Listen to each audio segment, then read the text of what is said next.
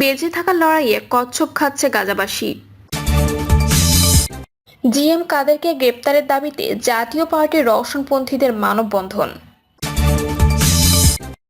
অল্প সময়ে সবকিছু সংস্কার সম্ভব নয় বলছেন অর্থ উপদেষ্টা। জানাবো নির্বাচন নিয়ে অবিশ্বাসের কারণ কি, এবং সর্বশেষ জানাবো শান্তিরক্ষা মিশনে বাংলাদেশ থেকে আরো বেশি ফোর্স নেওয়ার অনুরোধ। শুনছিলেন সংবাদ শিরোনাম, এবারে বিস্তারিত। বেঁচে থাকার লড়াইয়ে কচ্ছপ খাচ্ছে গাজাবাসী। ফিলিস্তিনের অবরুদ্ধ এবং যুদ্ধবিধ্বস্ত গাজা উপত্যকায় ভয়াবহ খাদ্য সংকটের কারণে অনেক ফিলিস্তিনি বাসিন্দা এখন বেঁচে থাকার তাগিদে সামুদ্রিক কচ্ছপের মাংস খাচ্ছে। বিশেষ করে গত 18 মার্চ যুদ্ধবিরতি ভেঙে ইসরায়েলের একতরফা স্থল বিমান হামলা শুরুর পর ত্রাণ প্রবেশ কার্যত বন্ধ হয়ে যায়, যার ফলে চরম মানবিক বিপর্যয়ের মুখে পড়েছে উপত্যকাবাসী।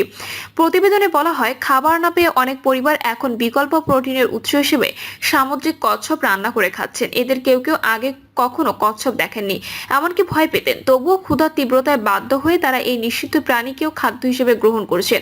গাজাবাসী মাজিদা কানান, যিনি এখন খান ইউনুস শহরের একটি তাঁবুতে পরিবার নিয়ে বসবাস করছেন, রান্নার হাঁড়িতে কচ্ছপের মাংস ফোটাতে ফোটাতে বলেন, বাচ্চারা কচ্ছপকে ভয় পেত, তাই আমরা বলেছিলাম এটা বাছুরের মাংসের মতো সুস্বাদু। কেউ কেউ খেয়েছে, কেউ খায়নি। 61 বছর বয়সী মাজিদা বলেন, যুদ্ধ শুরু হওয়ার পর থেকে এটাই তৃতীয়বার তিনি কচ্ছপ রান্না করছেন। বাজারে কিছুই নেই, বিশেষ করে মাংস তো নেই। তিনি বলেন, 2 ব্যাগ ছোট সবজি কিনতে 80 শেকেল অর্থাৎ $22 খরচ করতে হয়। সাধারণত কচ্ছপের খোলস ছাড়ানোর পর মাংস কেটে সেদ্ধ করে তা পেঁয়াজ, টমেটো, গোলমরিচ এবং বিভিন্ন মশলা দিয়ে রান্না করা হয়। তবে এই প্রাণী আন্তর্জাতিকভাবে সংরক্ষিত বিপন্ন হিসেবে পরিচিত। তবুও গাজার উপকূলে জেলেদের জালে ধরা পড়লে এসব কচ্ছপকেই বর্তমানে খাবার হিসেবে ব্যবহার করা হচ্ছে। এক জেলে আব্দুল হালিম কানান বলেন, আমরা কখনোই কচ্ছপ খাওয়ার কথা ভাবিনি। যুদ্ধ শুরু হওয়ার পর খাবারের এতই সংকট হয়েছে যে আমাদের কোনো উপায় নেই। আমরা ইসলামী নিয়ম মেনে কচ্ছপ জবাই করছি। যদি দুর্ভিক্ষ না হতো তাহলে কচ্ছপ ছেড়ে দিতাম, তবে এখন আমাদের প্রোটিনের ঘাটতি পূরণ করতে হচ্ছে। জিএম কাদেরকে গ্রেপ্তারের দাবিতে জাতীয় পার্টির রওশনপন্থীদের মানববন্ধন। জাতীয় পার্টির একাংশের চেয়ারম্যান জিএম কাদেরকে গ্রেপ্তারের দাবিতে রাজধানীতে মানববন্ধন করেছে দলটির অপর অংশের নেতাকর্মীরা। নেতারা বলেন, জিএম কাদের দলীয় চেয়ারম্যানের পদ দখল করে মনোনয়ন বাণিজ্য সহ দলীয় নেতাকর্মীদের প্রদেয় চাঁদার টাকা আত্মসাৎ এবং বিদেশে টাকা পাচার করেছেন। এছাড়াও তিনি পদ বাণিজ্য করার দ্বারাও দল ধ্বংস করেছেন। নেতারা বলেন, শনিবার দলের বর্ধিত সভায়ও তার গ্রেপ্তারের দাবি করা হয়।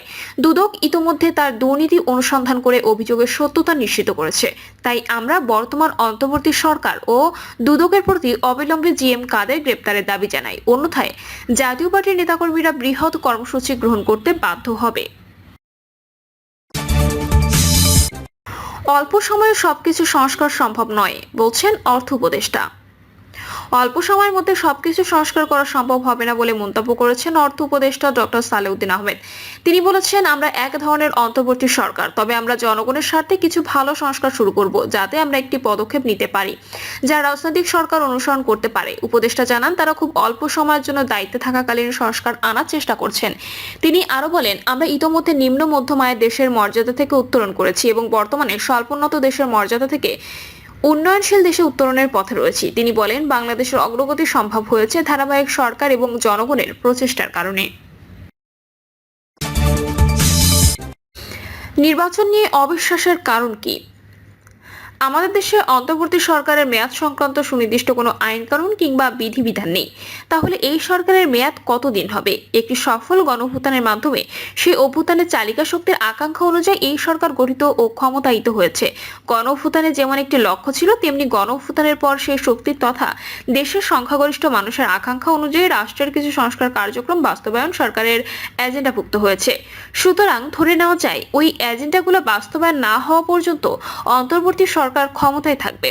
কিন্তু তা কি অনির্দিষ্টকাল হতে পারে? এটা সবাই বলছেন যে কোনো সরকারের মেয়াদই অনির্দিষ্টকাল হতে পারে না। সেজন্য বর্তমান অন্তর্বর্তী সরকারের মেয়াদ দেশের রাজনীতিতে একটি প্রধান ইস্যু হয়ে দাঁড়িয়েছে। এই ইস্যুটি নিয়ে বর্তমান সরকারের শুরু থেকে সব মহলে আলোচনা মতামত চলে এসেছে।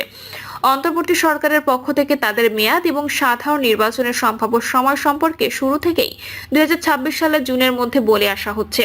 কিন্তু তারপরও সরকারের মেয়াদ এবং নির্বাচনের সময়সূচি নিয়ে বিভিন্ন সময় সরকারের দায়িত্বশীল ব্যক্তিবর্গের নানা রকম বক্তব্য নির্বাচন নিয়ে ধূম্রজালের সৃষ্টি করেছে। অন্তর্বর্তী সরকারের প্রধান উপদেষ্টা ডক্টর মোহাম্মদ ইউনূস একটি বিদেশি সংবাদ মাধ্যমকে দেওয়া এক সাক্ষাৎকারে বলেছিলেন, এটা হতে পারে 1 বছর, আবার হতে পারে 4 বছরও। সেই সাক্ষাৎকারে তার ওই বক্তব্য প্রকাশের আগে থেকেই দেশের মধ্যে গুজব ছিল যে শেখ হাসিনার শেষ মেয়াদে 4 বছর আগেই তার পতন ঘটেছে। অন্তর্বর্তী সরকার সেই 4 বছর ক্ষমতায় থাকবে। প্রধান উপদেষ্টার ওই সাক্ষাৎকারের পর সেই গুজব একটা ভিত্তি পেয়েছিল। যদিও তিনি বছরের পর পরে বহুবার বলেছেন 2026 সালের জুনের মধ্যে নির্বাচন অনুষ্ঠানের কথা। দিন কয়েক আগে গণঅভ্যুত্থানের অন্যতম প্রধান সংগঠক এবং নবগঠিত জাতীয় নাগরিক পার্টির প্রথম সারির নেতা সার্জিস আলম নিজের ফেসবুক পেজে বলেন, তার নিজের আকাঙ্ক্ষা হলো ডক্টর মোহাম্মদ ইউনূসের নেতৃত্বাধীন সরকার 5 বছর ক্ষমতায় থাকুক। বক্তব্যটি ব্যক্তিগত অনুভূতির প্রকাশ হলেও তিনি যেহেতু সর্বজন বিদিত একজন নেতা, তাই বক্তব্যটি তার ব্যক্তিগত থাকেনি। তখন সেই বক্তব্যটি নিয়ে এমনভাবে আলোচনা সমালোচনা শুরু হয় যাতে মনে হচ্ছিল যেন অন্তর্বর্তী সরকারই 5 বছর ক্ষমতায় থাকার ইচ্ছা ব্যক্ত করেছে। এরপরে সরকারের দায়িত্বশীলদের কেউ কেউ এমন কিছু কথা বলেছেন যাকে বলা হয় হাঁটুরে কথা, মানে অনেক লোক হাঁটে যাওয়ার সময় রাস্তায় যেভাবে অসংলগ্ন কিছু কথাবার্তা বলে সেই রকম। যেমন স্বরাষ্ট্র উপদেষ্টা জাহাঙ্গীর আলম চৌধুরী 10 এপ্রিল সুনামগঞ্জ সফরে গিয়ে সেখানে সাংবাদিকদের কাছে বলেছেন, ওই রাস্তা থেকে আমারে বলতেছিল আপনারা আরো 5 বছর থাকেন। তার ওই বক্তব্য ঘিরে আরো একবার সরকারের মেয়াদ নিয়ে রাজনৈতিক অঙ্গনে আলোচনা সমালোচনা শুরু হয়। রাজনৈতিক নেতারা আবারও এই প্রশ্ন তোলার সুযোগ পান যে অন্তর্বর্তী সরকার 5 বছর ক্ষমতায় থাকতে চায় কিনা।